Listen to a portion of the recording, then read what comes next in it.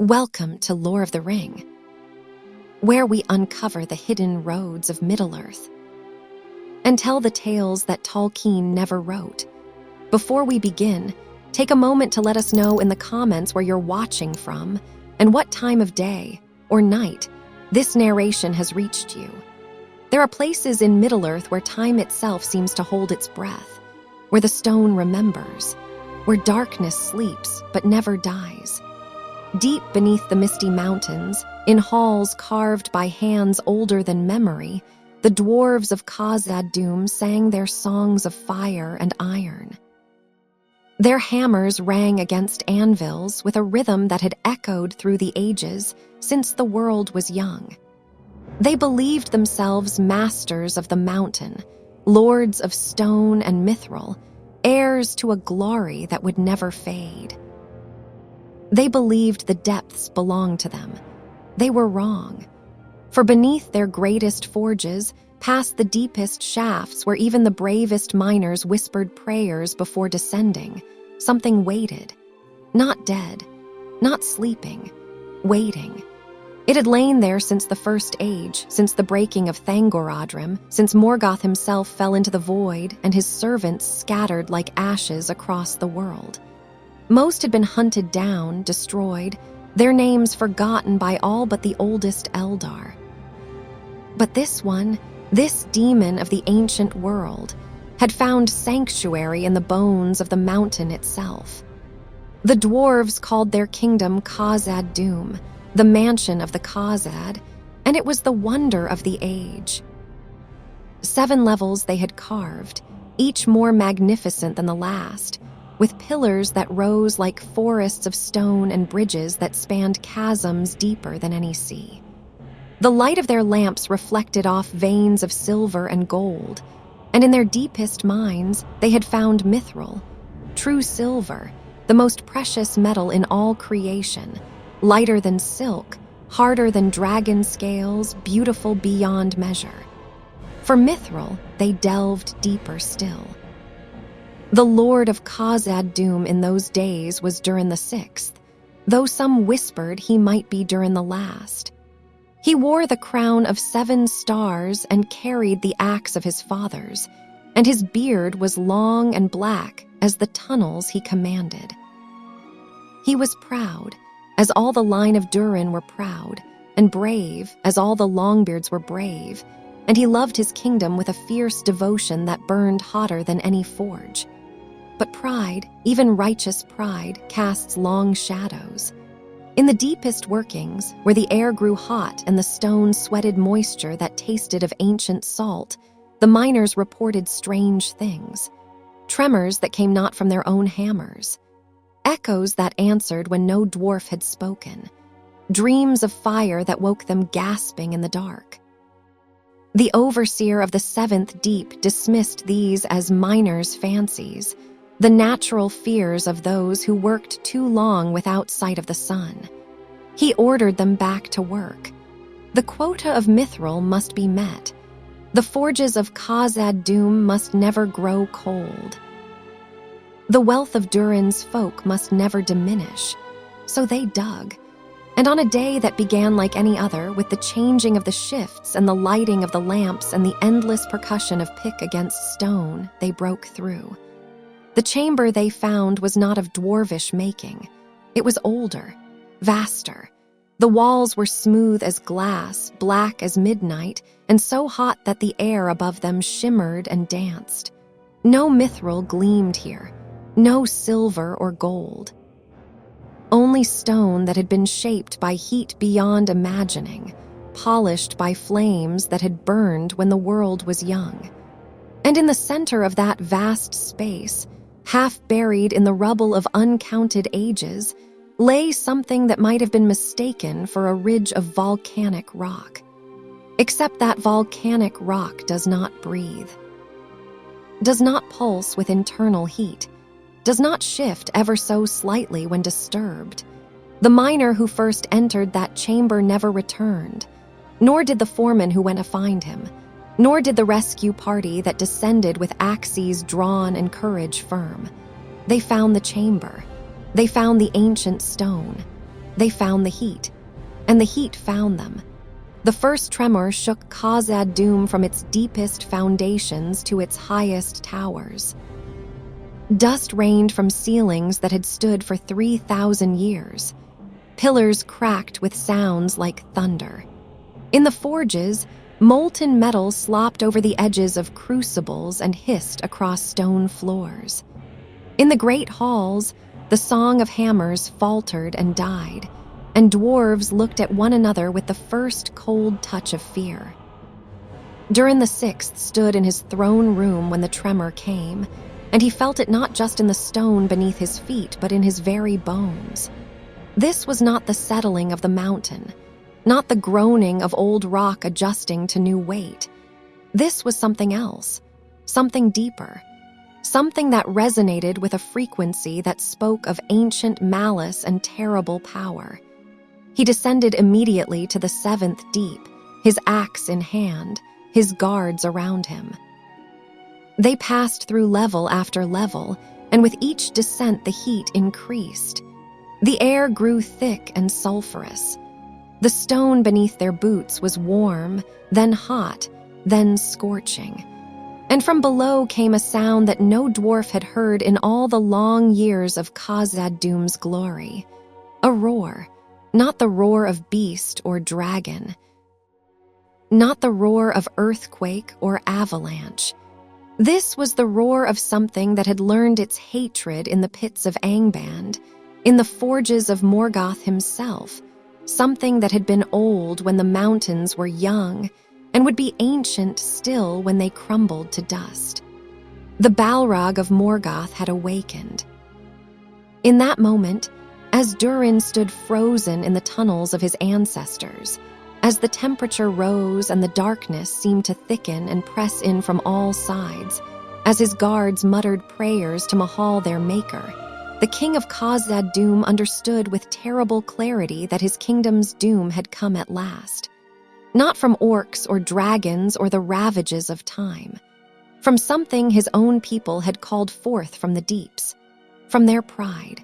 From their greed. From their refusal to listen when the mountain tried to warn them.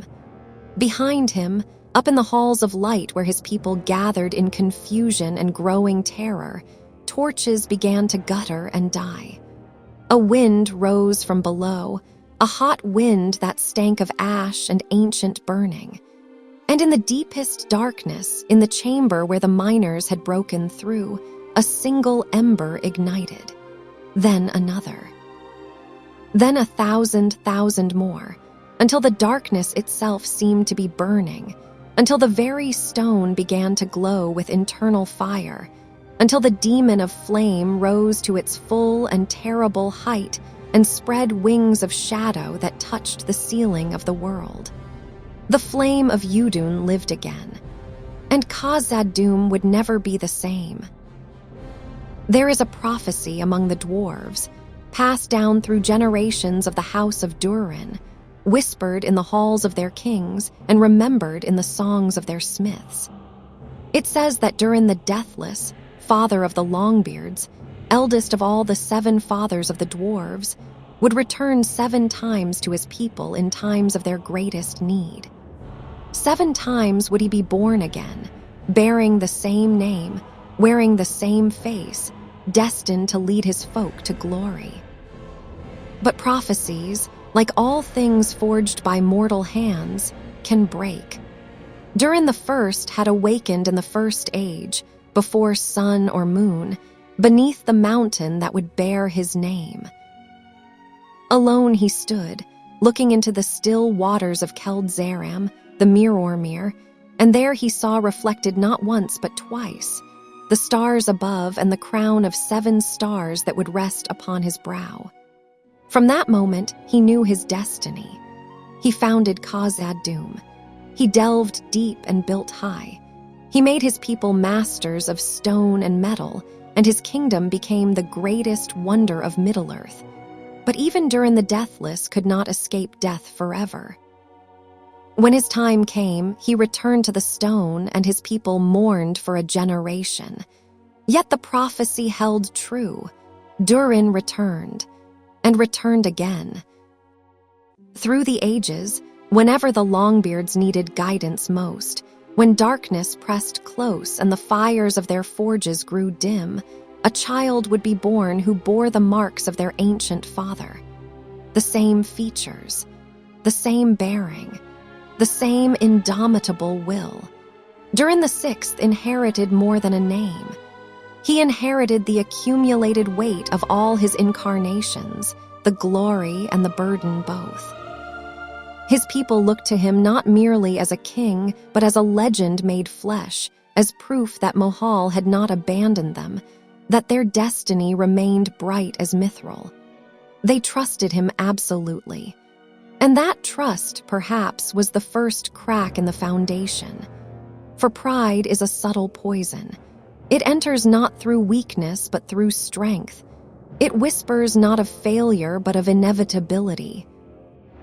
The pride of the Longbeards was ancient and fierce.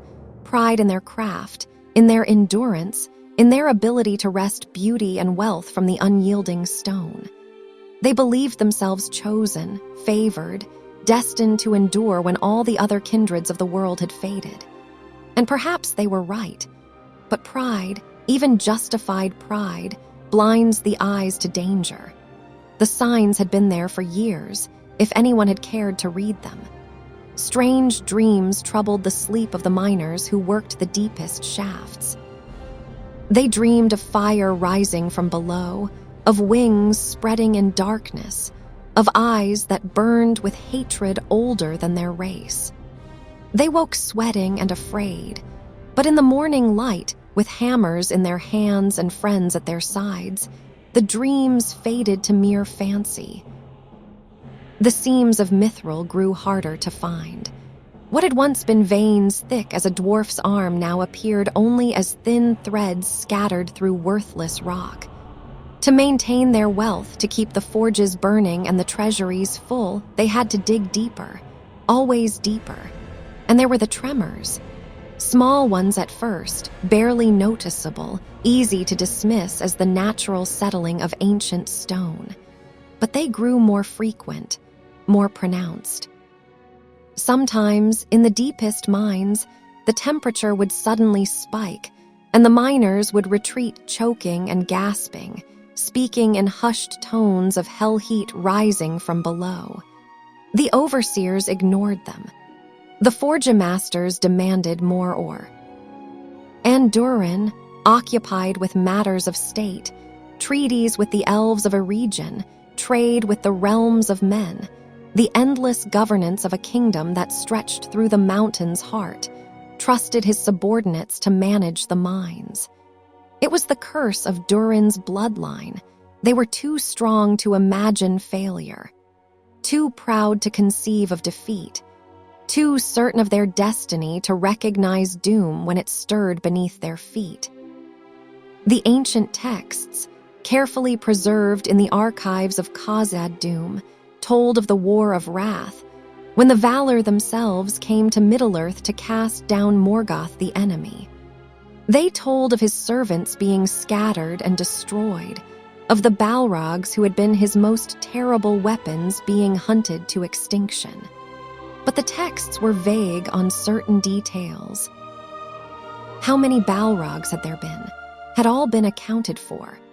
The records were incomplete, contradictory, compiled from elvish sources whose authors had not witnessed every battle of that ancient war. If Durin had studied those texts more carefully, if he had consulted with the lore masters of the Eldar, if he had listened to the warnings of the deep rather than the demands of the forges, he might have understood. The mountain had been chosen as the site for Khazad-dûm not by accident, but by design. Its roots ran deeper than any other mountain in Middle-earth. Its caverns were already carved when the Dwarves arrived, shaped by forces beyond their comprehension. It was a place of power, a place of ancient magic, a place where things could hide, even things of flame and shadow. Durin the Sixth began to have dreams of his own. In them, he stood in a great hall he did not recognize, facing a figure wreathed in fire. The figure was tall, far taller than any dwarf or elf or man, and in its hand it held a whip of flame that writhed like a serpent. The figure spoke no words, but its meaning was clear. "You have awakened me. You have called me forth. Now face what you have wrought." He would wake from these dreams with his beard soaked in sweat, his hands trembling, his heart hammering against his ribs. He told no one. A king could not show weakness. A king could not doubt. A king, especially one who bore the name and face of Durin the Deathless, could not admit to fear. But the dreams grew worse, more vivid, more real.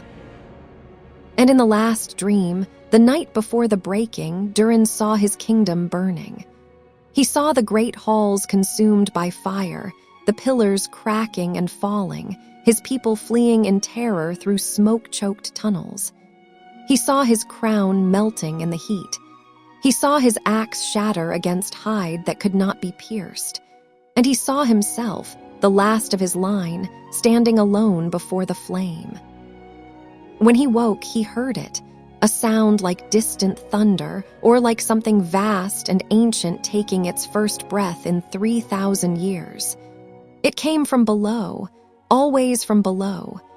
Durin rose from his bed, donned his armor, took up his axe, and went to meet his doom. Because that is what the line of Durin did. They did not flee. They did not hide. They stood and they fought, and if necessary, they died with their face to the enemy. But as he descended through the levels of his kingdom, passing the homes of his people and the workshops of his smiths and the treasuries that held the accumulated wealth of ages, he wondered, had the prophecy lied? Would there be a Durin the Seventh? Or had the seventh incarnation already come and gone, unrecognized, unremarked, because the sixth had led his people to destruction? The thought haunted him more than any dream. And below, in the darkness, the Balrog waited, not with patience, not with mercy, but with the cold satisfaction of a hunter who knows the prey has finally stepped into the trap. Far to the west, in the golden realm of Linden, where the light of the setting sun turned the leaves to fire and the waters to molten gold, Galadriel stood alone on a high balcony and stared eastward toward the mountains. Her face was still as carved stone, but her eyes, ancient eyes that had looked upon the light of the two trees in Valinor before the world was broken, held a knowledge that weighed on her like a cloak of lead. She had felt it, the disturbance in the fabric of the world. The awakening of something that should have remained asleep until the ending of all things. It had come to her first as a tremor in her dreams, a shift in the deeper currents of power that flowed through Middle-earth like hidden rivers. Then, as a certainty, cold and undeniable, a Balrog had risen. She had faced such creatures before in the wars of the Elder Days, when she was young and the world was aflame with the wrath of Morgoth. She remembered their terrible majesty, the way they moved like living flame, the heat that preceded them and turned stone to slag.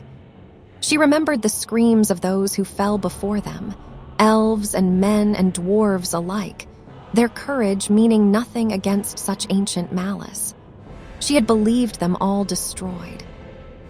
The Valor had promised as much when they broke Angband and cast Morgoth beyond the doors of night. Every servant of the Dark Lord had been hunted down and unmade, they said. The world was cleansed, but the Valor, for all their power, could not see into every shadow, could not pierce every deep place. And now the proof of their failure burned beneath the misty mountains. Galadriel closed her eyes and reached out with her mind, using the sight that had been hers since before the sun. She saw Khazad-dûm in her mind's eye, the great halls filled with smoke, the dwarves fleeing in terror, the king descending with his axe to face something he could not possibly defeat. She saw the Balrog rising from its ancient prison, saw its wings spread shadow across the forges, saw its whip crack and its sword burn with fire from the depths of the earth. And she saw something else, something that made her blood run cold despite the warmth of the evening. She saw a connection. The forges of Khazad-dûm, the forges of a region.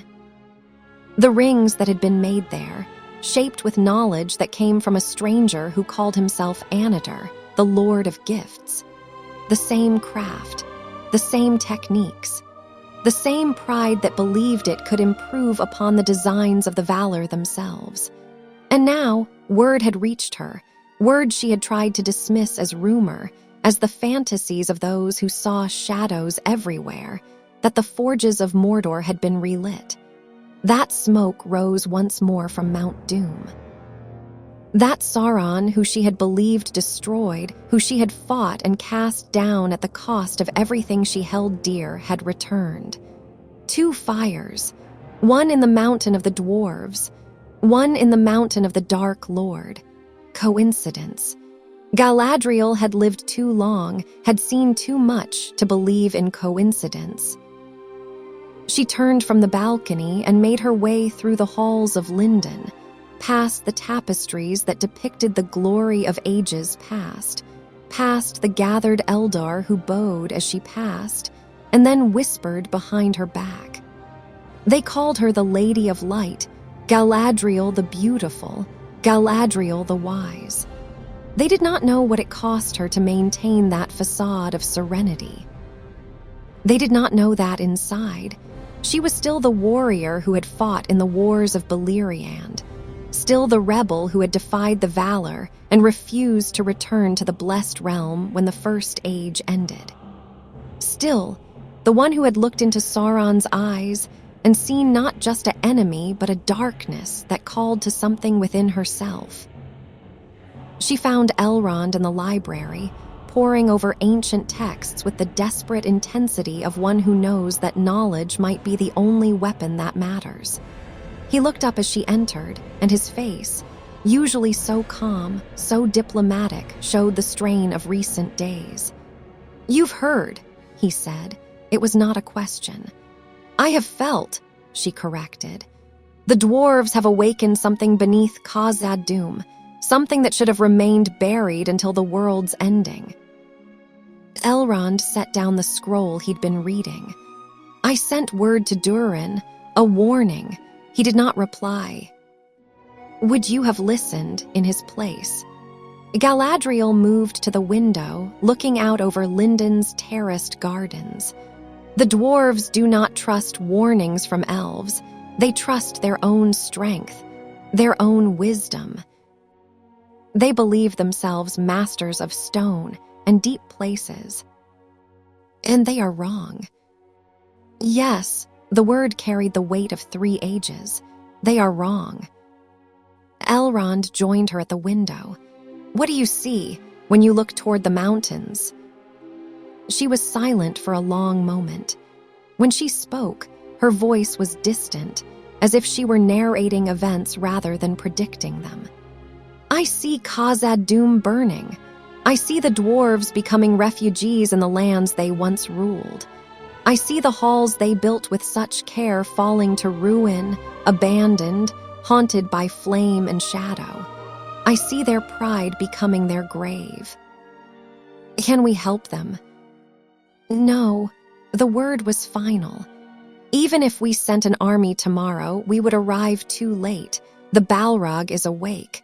The damage is done. All we can do is prepare for what comes after." "What do you mean?"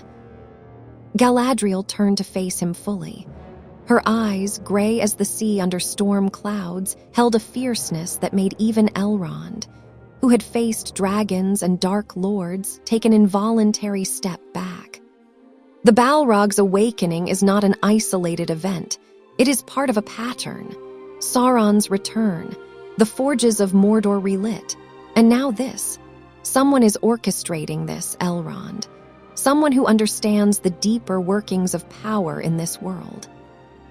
Someone who knows that to corrupt the people of Middle-earth, you must first break their symbols of strength. Khazad-dûm was such a symbol. The greatest kingdom of the Dwarves, proof that Mahal's children could endure anything. And now it will fall. When word spreads, and it will spread, the other kingdoms of Middle-earth will understand that nowhere is safe, that even the mightiest can be brought low. You think Sauron orchestrated this, but how? The Balrog was already there, he couldn't have. Couldn't he? She moved past Elrond to the table where ancient maps were spread. Her finger traced the lines from Mordor to Khazad-dûm. The dwarves' greed for mithril is well known. What if word reached them? Through traders, through rumors, through carefully planted suggestions, that new veins had been discovered in the deepest levels. What if their pride was deliberately stoked, their caution deliberately undermined? What if someone wanted them to dig exactly where they did? Elrond's face paled.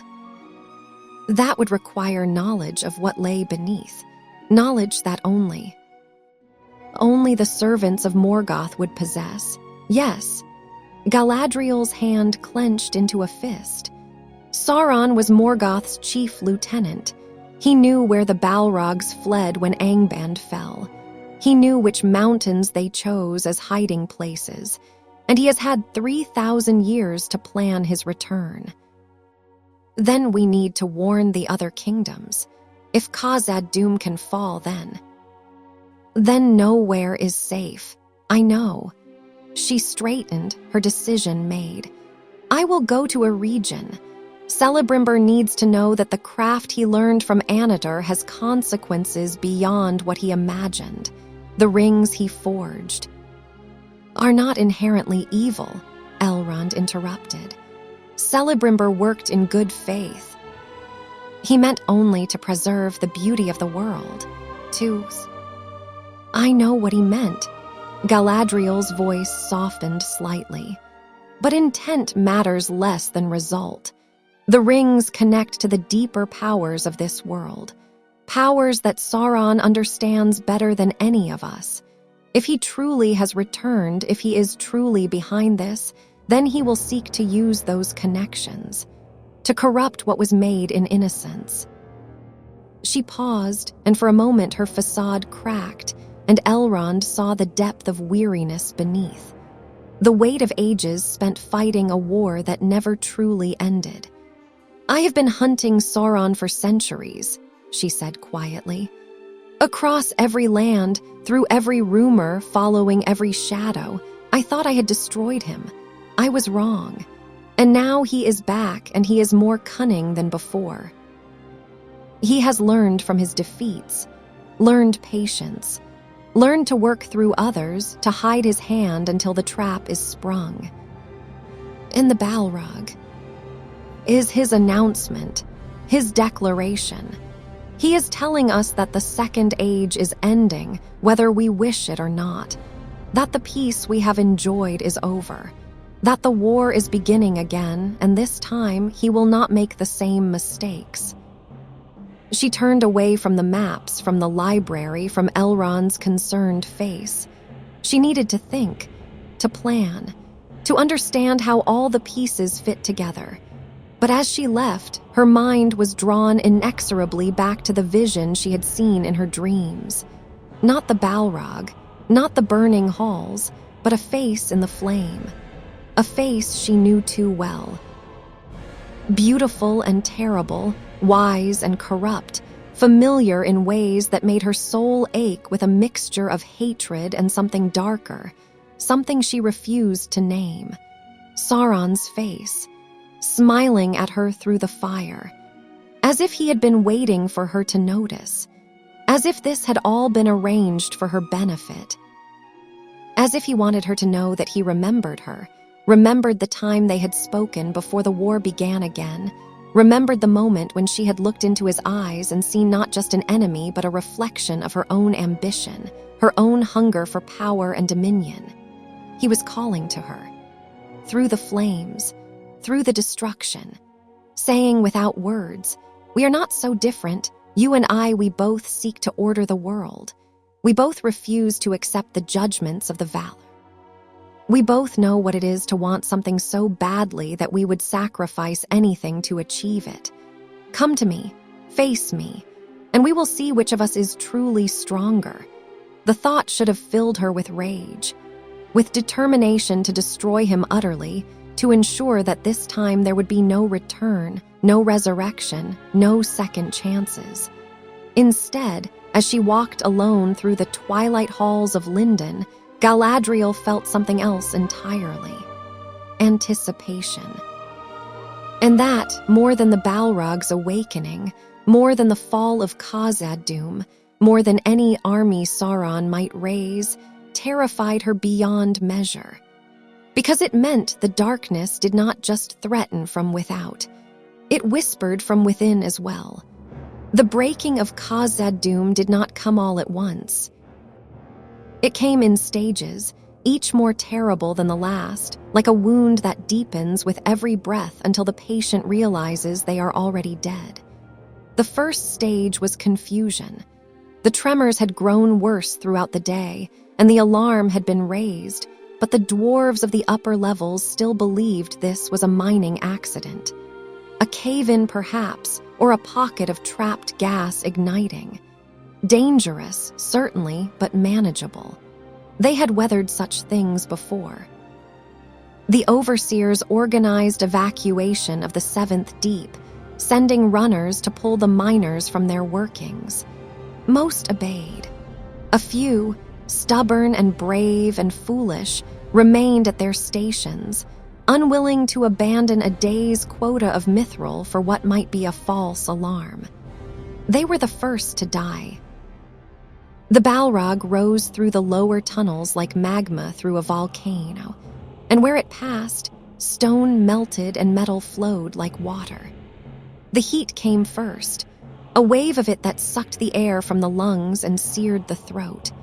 Then the light, not the warm glow of forge fire, but a hellish crimson radiance that seemed to come from everywhere and nowhere, that burned the eyes and turned shadows into dancing demons.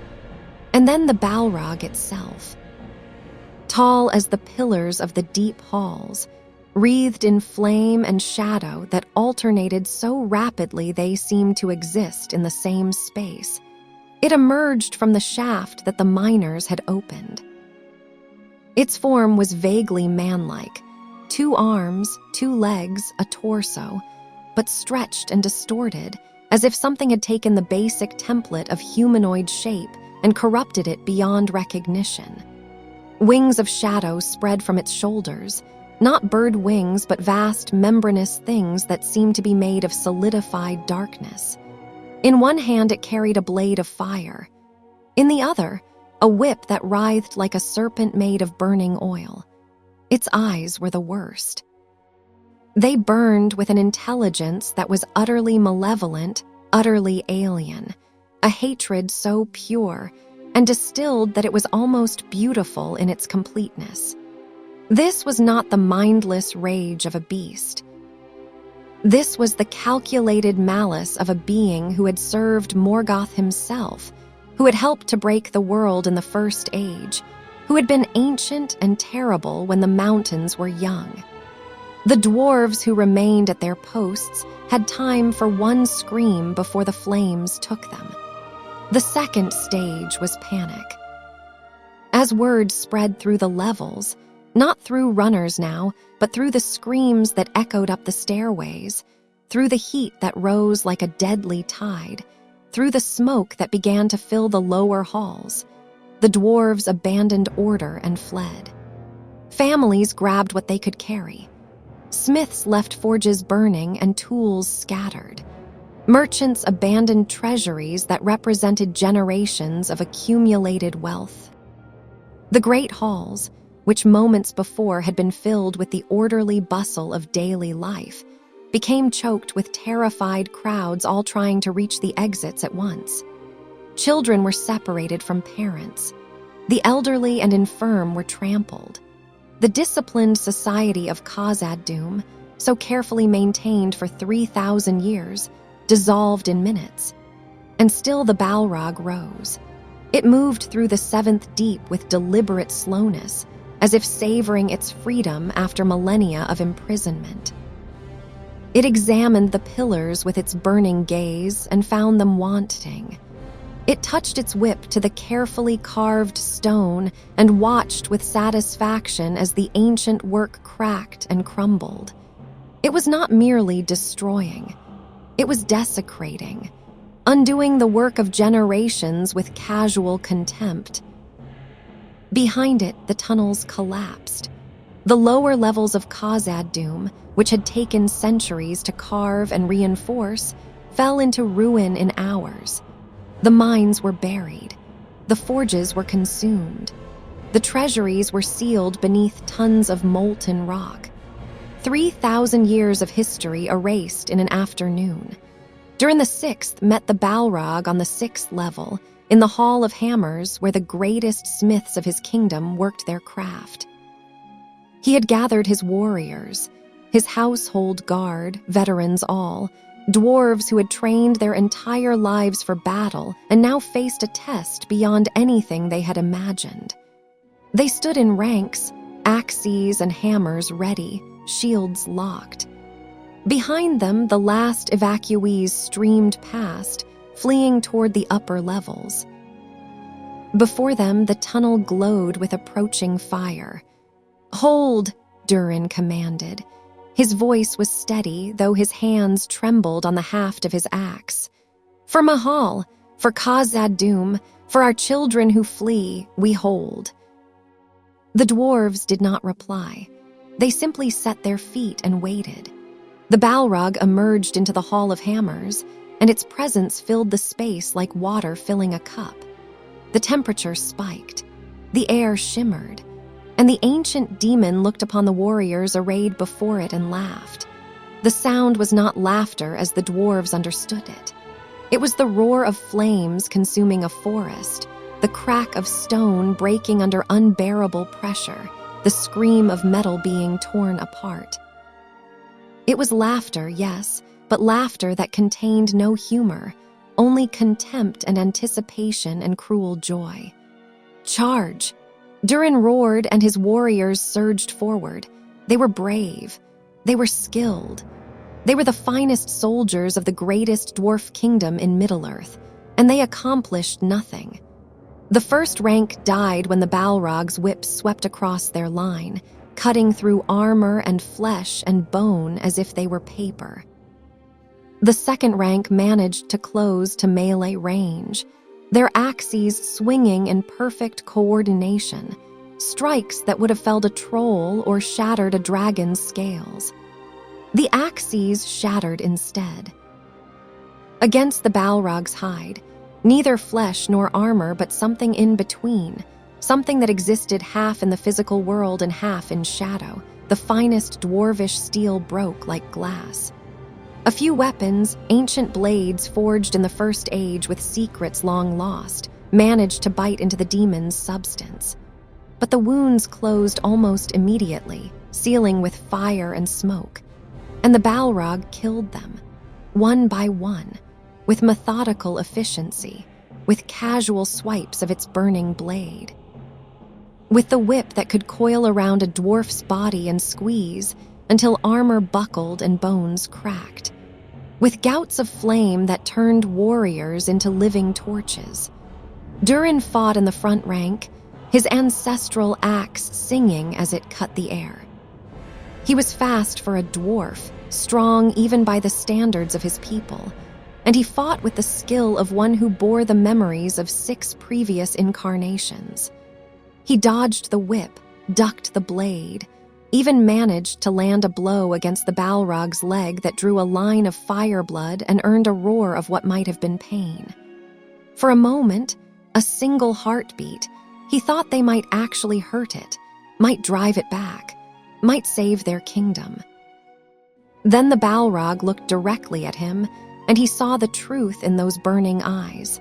This was not a battle. This was an execution. The demon was simply taking its time, enjoying the futility of their resistance. The third stage was despair.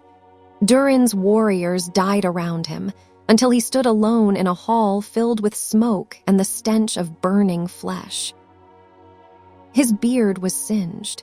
His armor was scorched. His axe, the axe of his fathers, carried by Durin the First himself, had a crack running through the haft. He should have fled. Any rational being would have fled, but Durin was not just any dwarf. He was the king. The last of his line, perhaps. And if his kingdom was to fall, if his people were to become refugees and wanderers, then at least let it be said that their king died facing the enemy. He charged. The Balrog's blade took him through the chest, the burning metal punching through his breastplate as if it were cloth. Durin felt the fire enter his body, felt his blood boil, felt his organs cook from within. The pain was beyond description, beyond endurance, but he did not scream. With the last of his strength, he brought his axe up and buried it in the Balrog's knee. The weapon shattered on impact, the blade breaking into a dozen pieces, but for just a moment the demon's leg buckled. Then the whip coiled around him and hurled him aside like a broken doll. Durin struck the ground and did not rise. His vision dimmed. His breath came in shallow gasps that smoked in the superheated air. He could hear the Balrog moving past him, climbing toward the upper levels where his people still fled, where his son, Nain, who would become Durin the Seventh if he survived this day, led the evacuation. His son, his people, his kingdom.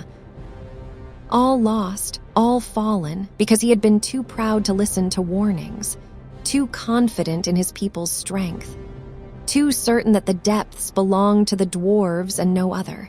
With his last breath, Durin whispered a prayer, not to Mahal, though he was devout, not for himself, though he was dying, but for his son, for his people. Let them escape. Let them survive. Let them remember what we built here, even if they can never return. Let them know that Khazad-dûm was glorious once, and that we did not go into the dark without fighting.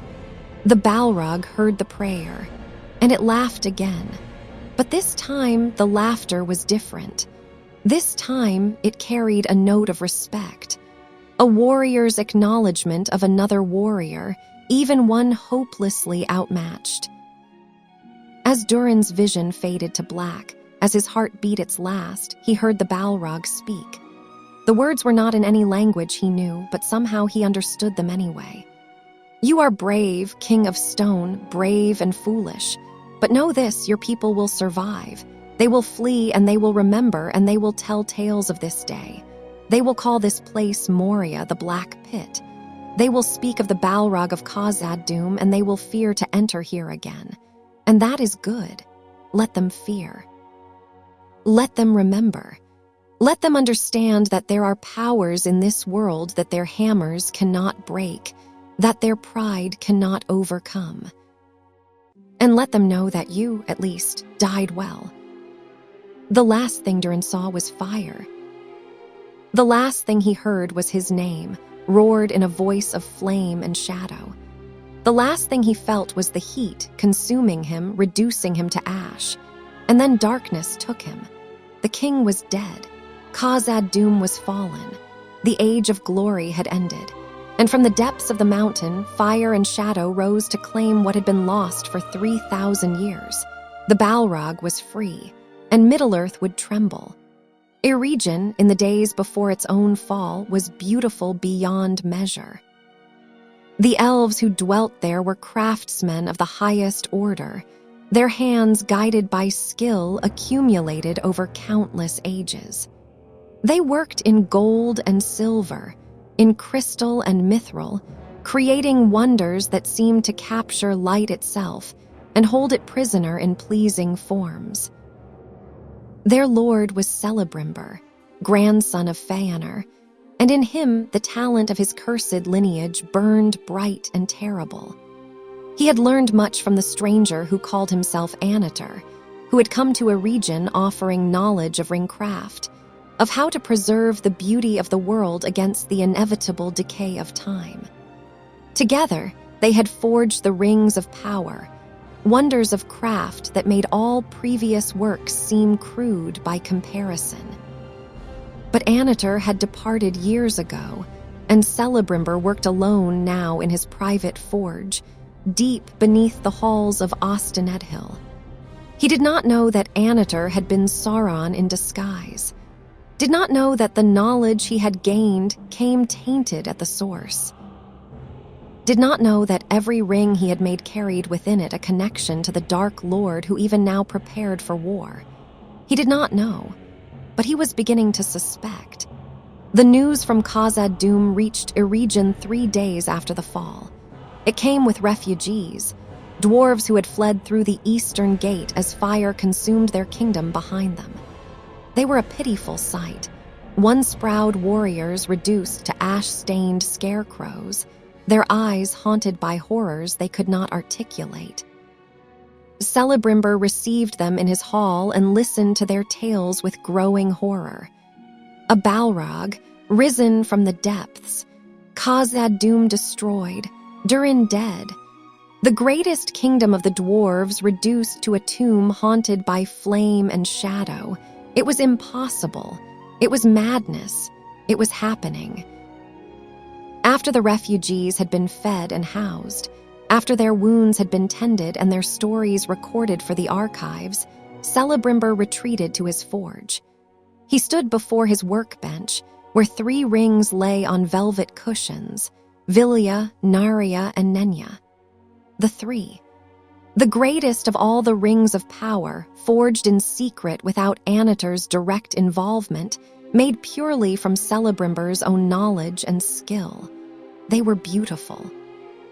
They seemed to pulse with internal light, as if they were alive, as if they held within them the very essence of starlight and song. He reached out and touched Vilya, the mightiest of the 3. As his finger brushed the metal, he felt it, a tremor in the deeper currents of power, an echo of something vast and terrible stirring in the east. For just a moment, the ring showed him a vision. Mordor, Mount Doom, forges burning with heat beyond any mortal flame, and a figure bent over an anvil, crafting something with terrible purpose, something that would make all the other rings, even the 3, pale in comparison. Sauron, alive, returned, working in secret to forge a weapon that would bind all the rings to his will. The One Ring. Celebrimbor jerked his hand back as if burned. His breath came in ragged gasps. His perfect elven composure shattered completely. He had been deceived, used. The rings he had made in good faith, believing he was helping to preserve the beauty of the world, were actually weapons. Hooks. Connections that Sauron could exploit once his masterwork was complete. And Khazad-dûm's fall was that part of the plan too. Weaken the dwarves, destroy their greatest kingdom, scatter them, and in the chaos and the fear offer them rings, offer them power, offer them the means to reclaim what they had lost. How many would refuse? How many would see the trap? None. None would refuse. He knew it with sick certainty. Pride and grief would make them blind. They would take the rings and doom themselves, unless he acted now. The sound of footsteps on stone interrupted his spiral of despair. He turned to find Galadriel descending the stairs to his forge. She moved like a shadow herself, silent and graceful, and her face bore an expression he had never seen before, grim satisfaction mixed with profound sorrow. "You know," she said, not a question. "I suspect. Tell me I am wrong." "You are not wrong." She moved to stand beside him, looking down at the 3 rings. "Sauron has returned. He forges in secret a ring that will rule all the others. And Khazad-dûm's fall was the opening move in a war that will consume Middle-earth." Celebrimbor's hands clenched into fists. "The rings I made are not inherently evil, but they are vulnerable, connected. When Sauron completes his work, he will be able to perceive the minds of all who wear the other rings, to influence them, to dominate them. Then they must be destroyed. No, Galadriel's voice was sharp. They must be hidden, protected, used carefully and in secret, because they are also our greatest defense against him. The three especially, they were made without his direct touch. They retain their purity, and in the hands of those strong enough to resist his will, they can be powerful weapons for good. You speak as if you plan to wear one. Perhaps I do. She reached out and lifted Nenya the ring of adamant set with a single white stone. It caught the light and threw it back in rainbow patterns. This was made for water, for preservation, for healing, for all the things Sauron despises and cannot corrupt. Yes, I will bear this if I must, and I will use it to protect what can be protected, even as his shadow spreads. Celebrimbor wanted to argue, wanted to insist that using the rings at all was playing Sauron's game. But he looked at her face, ancient and beautiful and terrible in its determination, and he understood. She had been fighting this war longer than he had been alive, had seen evils that made the fall of Khazad-dûm seem like a minor tragedy, had refused the call to Valinor because she believed Middle-earth needed her strength, and she would fight, with rings or without them, with allies or alone, until Sauron was destroyed or she herself was unmade. "What do you need from me?" he asked quietly. "The other rings, the 7 and the 9, where are they?" Hidden, I did not trust Anatar completely, even then. Some instinct warned me. I distributed them in secret to those I thought might use them wisely. Then we must recall them, before Sauron can complete his work, before the connection is established. It may already be too late. Perhaps. Galadriel slipped Nenya onto her finger, and for a moment she blazed with light, beautiful and terrifying. But I will not surrender to despair, not while there is still a chance to fight. She turned to leave, but Celebrimbor called after her. "Lady, if you are right, if this is truly the beginning of another war, then Eregion itself may fall. We are too close to Mordor, too vulnerable." "I know." "Then why do you fight? If all our works are doomed, if even the greatest kingdoms can be destroyed, if pride and skill and strength mean nothing against such enemies, then what is the point?" Galadriel paused on the stairs. When she spoke, her voice carried the weight of ages. "Because the alternative is to submit, to let darkness have its way unopposed, to watch the world burn and do nothing. And that, Celebrimbor, I will never do. I will fight. I will resist. I will stand against the shadow even if I stand alone. Not because I believe I will win, but because the fight itself matters. Because every moment we delay the darkness, every life we save, every beauty we preserve is a victory against the void. And if you fall, then others will rise to take my place. The line will not fail, not while there are those who remember what light looks like. She ascended the stairs and was gone, leaving Celebrimbor alone with his rings and his guilt and his fear. He looked down at Vilya and Narya, the two remaining rings of the three, one for air and wisdom, one for fire and hope. Which lords of Middle-earth were strong enough to bear such burdens? Which hearts could resist Sauron's corruption? He did not know, but he would find them, would seek out those who had the strength to wield power without being consumed by it. And if such people existed, perhaps there was hope after all. Outside his forge, Eregion gleamed in the afternoon light, beautiful and doomed. The forges rang with the sound of hammers. The workshops hummed with industry. The people went about their lives unaware that their world was ending, just as the Dwarves of Khazad-dûm had been unaware until the moment fire rose from below. Celebrimbor returned to his work. There were rings to hide, allies to warn, defenses to prepare.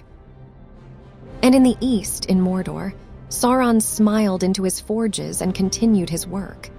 The trap was set. The pieces were moving. Soon, the One Ring would be complete, and then the true war would begin. In the ruins of Khazad-dûm, the survivors huddled in the upper halls and counted their losses. They numbered perhaps a third of the population that had existed 3 days before.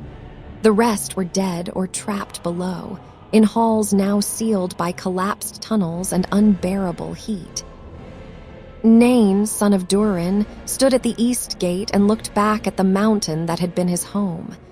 He was king now, though he had not wanted the crown. The circlet of 7 stars, slightly warped from heat, rested heavy on his brow. Behind him, his people prepared to leave. They carried what they could: tools, weapons, heirlooms, children. They abandoned everything else. The treasuries, the forges, the libraries with their records of 3,000 years of history, all lost to the fire. "My king!" The voice belonged to Thorin, the captain of what remained of the guard. "The last of the rear guard has returned. The lower levels are completely sealed. Nothing no one can pass. And the Balrog remains below. It has not pursued past the 4th level. Perhaps it is content with what it has claimed." Nain nodded slowly. Content? Yes, the demon had won, had destroyed the greatest dwarf kingdom in Middle-earth, had killed a king and scattered a people. Why would it need to pursue further? Its victory was complete. "We leave at dawn," he said. "Spread the word. We march for the Iron Hills. My cousin Gror will give us shelter until we can rebuild." "Rebuild, my lord. Rebuild where?" It was the question they were all thinking. Where did a people rebuild after losing everything? How did they reconstruct not just halls and forges, but identity itself? Khazad-dûm had been more than a city. It had been the heart of dwarvish civilization, proof that Mahal's children could create beauty and strength that would endure any challenge. And now it was gone. "I don't know," Nain admitted. "But we will survive. We will endure, because that is what the line of Durin does. We do not surrender. We do not despair. We remember. And we plan. And one day, when we are strong enough, when we have learned from this disaster, we will return. We will reclaim our home. We will drive out the darkness and make Khazad-dûm shine again." Thorin did not reply. They both knew it was a fantasy, a dream to keep hope alive during the dark times ahead. But neither could afford to admit it. As the sun set behind the mountains, painting the sky in shades of fire that mocked the destruction below, Nain made a silent vow. He would lead his people through this, would see them safe to the Iron Hills, would help them rebuild their lives, even if they could never rebuild their home. And he would tell his children and his children's children about Khazad-dûm, about its glory, about the pride that had led to its fall. He would make sure they never forgot. Below, in the darkness, the Balrog settled into its new domain. It had waited 3,000 years for this day. It could wait 3,000 more. The mountain was its now, the deep halls, the ancient forges, all of it. Let the dwarves flee. Let them scatter across Middle-earth, diminished and broken. Let them tell their tales of terror and loss. It did not matter. The fire had returned. The shadow was spreading. And soon, very soon, its master would call and the true work would begin. For the Balrog was not merely a destroyer. It was a guardian, a sentinel, a weapon waiting to be wielded. And when the War of the Ring came, when the free peoples of Middle-earth rose against Sauron's darkness, The Balrog would be ready, waiting in the depths, patient as stone, hungry as flame. Galadriel stood on the border of Lothlorien and looked eastward toward the mountains. She wore Nenya now, and through its power she could perceive things hidden to normal sight. She saw the refugees from Khazad-dûm making their slow way north, saw the mountain itself now dark and silent, saw the fire that still burned in its depths, and she saw further, saw Mordor, saw the forges, saw Sauron bent over his work, his beautiful face twisted with concentration and malice. He was completing the One Ring. Even now, even as she watched, he was pouring his essence into the gold, binding the other rings to his will through bonds that could not be broken while the one endured. She should have felt despair, should have recognized this as the moment when hope died and darkness triumphed. Instead, she felt something else, a fierce exultation, a dark joy that frightened her even as it filled her with strength, because this was what she had been waiting for. This was the moment when the war became real again, when the enemy revealed himself, when the long game of shadows and whispers ended and the final conflict began. She had told Celebrimbor that she would fight, that she would stand against the darkness no matter the cost. She had meant it, but she had not told him the whole truth, had not admitted, even to herself, that part of her wanted this. Wanted the war, wanted the chance to face Sauron again, to test her strength against his, to prove once and for all which of them was stronger. Was it pride? Was it vengeance? Was it something darker still, an attraction to the very thing she fought against, a recognition that she and Sauron were more alike than she wanted to admit? She did not know. And in that moment, standing alone on the border of her realm, watching the fires of Mordor burn in the distance, she was not sure it mattered. All that mattered was the fight, the resistance, the refusal to yield. Let Khazad-dûm fall, let kingdoms crumble, let the world burn. She would stand, she would fight. She would face the darkness with light and steel and the terrible power of Nenya. And if she fell, if the darkness finally consumed her, if her pride led her down the same path that had doomed the dwarves, then at least she would fall fighting. Better that than to retreat. Better that than to flee to Valinor and spend eternity wondering if she could have made a difference. "I see you, Sauron," she whispered into the wind. "I see your fires, I see your plans, and I am coming for you, not today, not tomorrow, but soon.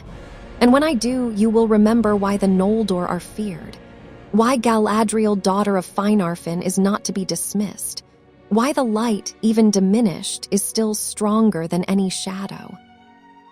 The wind carried her words away, eastward toward Mordor, and in his dark tower, Sauron paused in his work. He lifted his head as if listening, and smiled. He had heard.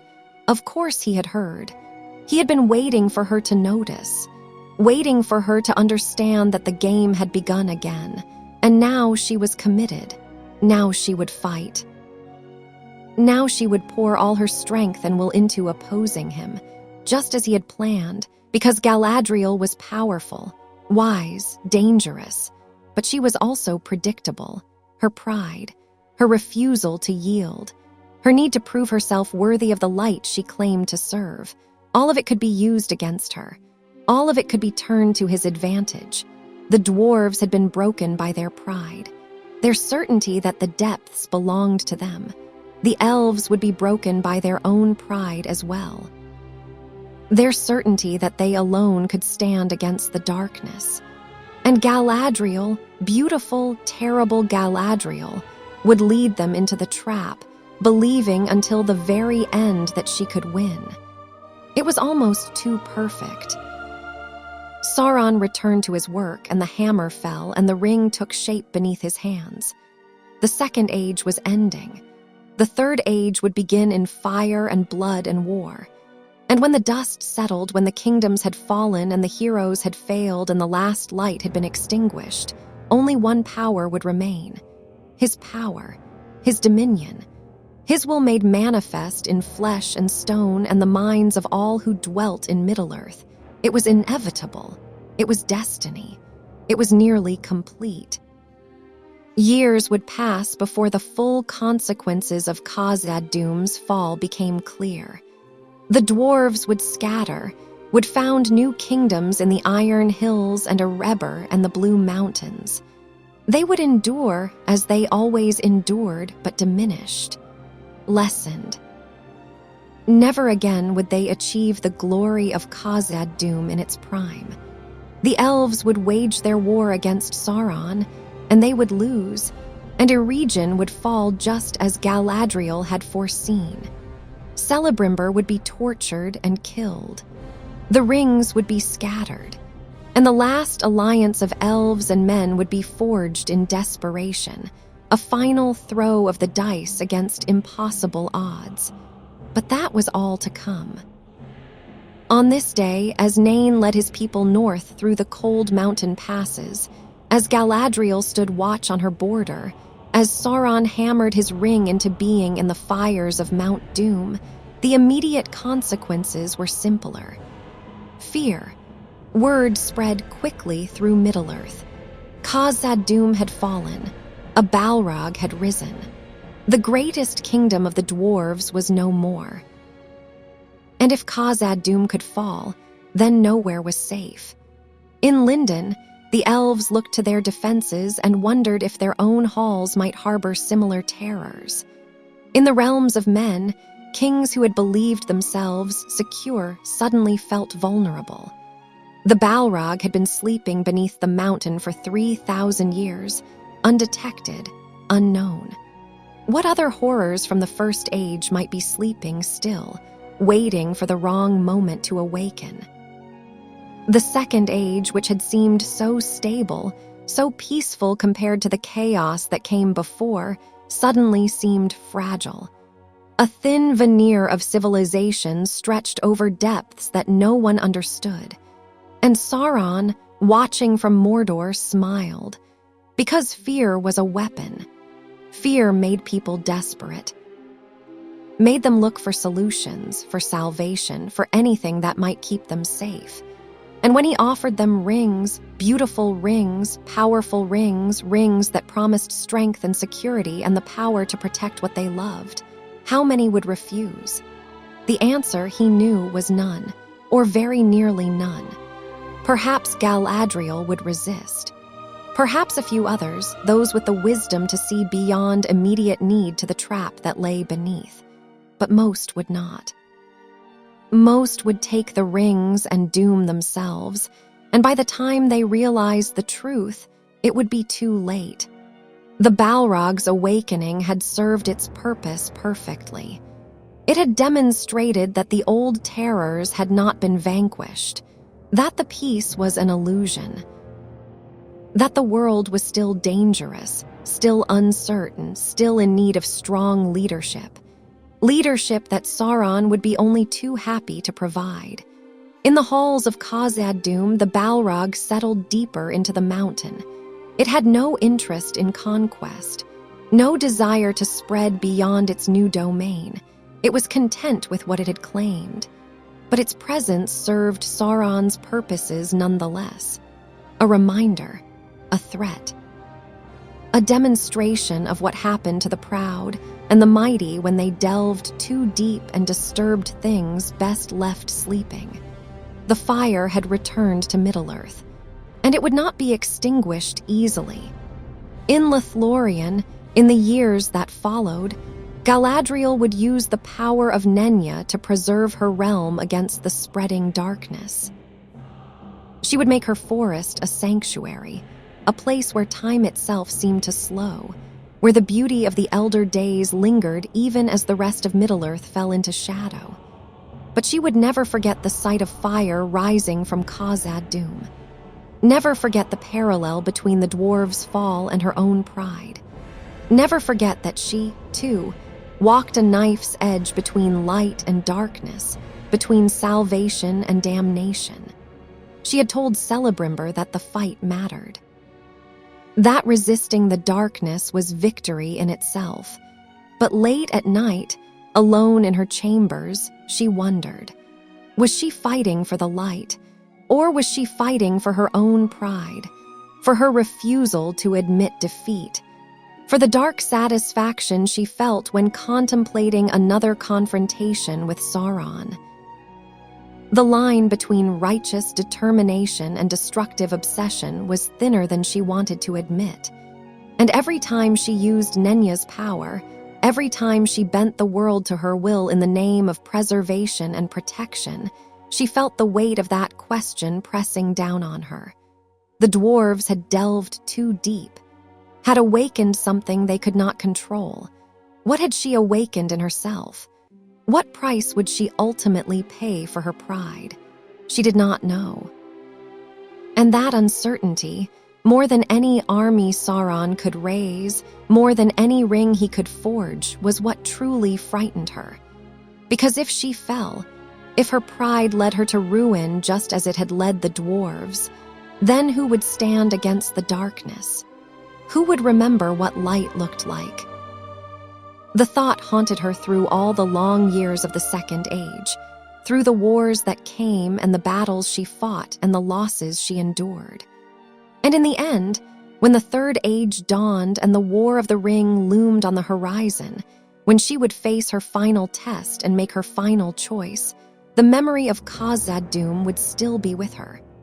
The fire beneath the mountain, the king who stood and fought and died, the demon that claimed what pride had prepared for it. And the terrible understanding that fire does not just destroy from without.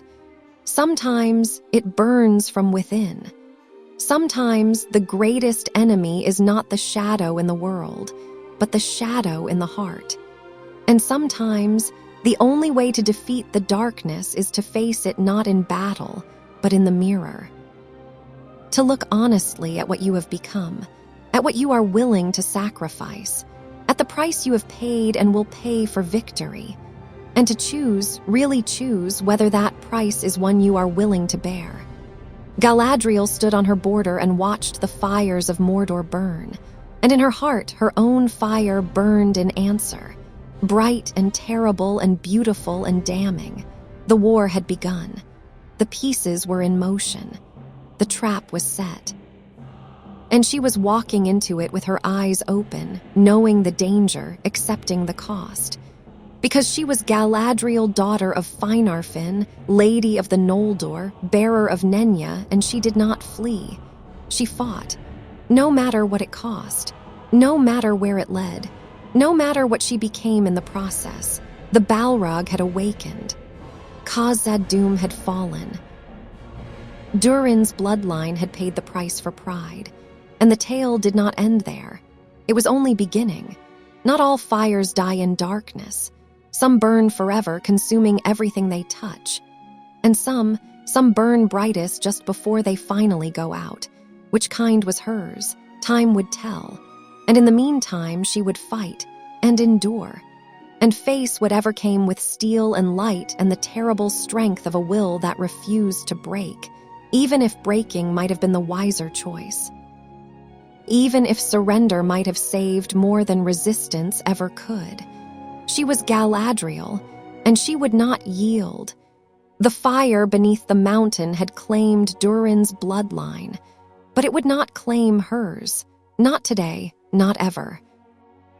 Or so she told herself, as the darkness gathered and the war began and the long defeat continued its inevitable march toward a conclusion no one could foresee. The Balrog waited in the depths. Sauron forged in the darkness. And Galadriel stood on the border between light and shadow, watching, waiting, preparing. The Second Age was ending, and the price of pride had only begun to be paid. Dear listener, this story ends, but many await. Subscribe so no tale escapes you.